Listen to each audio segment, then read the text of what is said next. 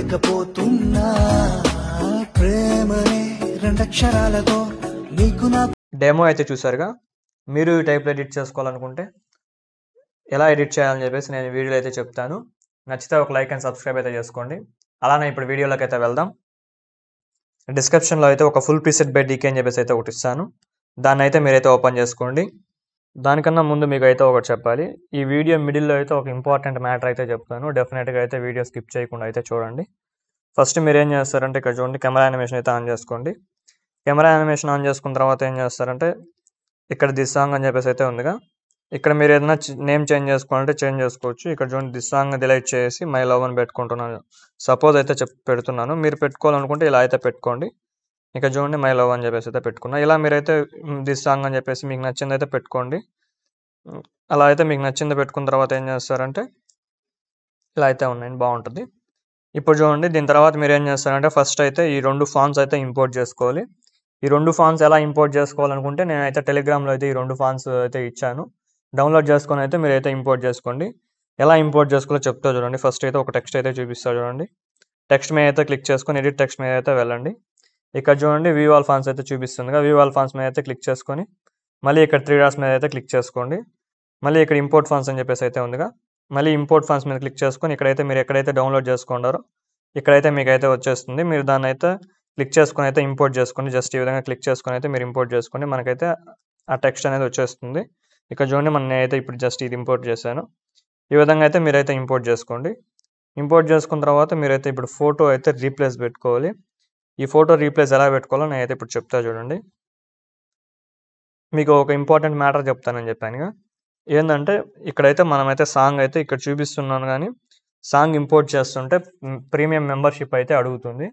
ఈ విధంగా premium membership ఎవరి దగ్గర ఉండదు కాబట్టి నేనేం చేశానంటే సాంగ్ డిలీట్ చేసి అయితే ప్రీసెట్ అయితే ఇచ్చాను. అప్పుడు మీరు ఏం చేస్తారంటే టెలిగ్రామ్లో జాయిన్ అయ్యేసి మీరు ఏం చేస్తారంటే ప్రీసెట్ అనేది అలానే మనకు వీడియో అనేది ఇస్తాను. ఆ వీడియో అనేది మీరు డౌన్లోడ్ చేసుకొని ఇందులోకి అయితే ఇంపోర్ట్ చేసుకోండి ఆ వీడియో అనేది. ఇలా ఇంపోర్ట్ చేసుకున్న తర్వాత ఏం చేస్తారంటే వీడియో మీద అయితే క్లిక్ చేసుకొని పైన 3 డాట్స్ మీద క్లిక్ చేసుకొని ఆడియో ఎక్స్ట్రాక్ట్ అయితే చేసుకోండి.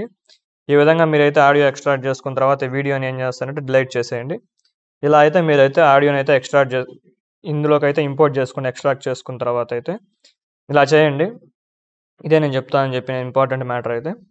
ఇప్పుడు దాని తర్వాత ఏం చేస్తారంటే ఇంకా చూడండి, ఫోటో ఉందిగా, ఫోటో ఎలా రీప్లేస్ పెట్టుకోవాలో చెప్తా చూడండి. ఫస్ట్ అయితే ఒక ఫోటో మీద అయితే క్లిక్ చేసుకోండి. ఫోటో మీద క్లిక్ చేసిన తర్వాత ఏం చేస్తారంటే కలర్ అండ్ ఫీల్డ్లోకి అయితే వెళ్ళండి.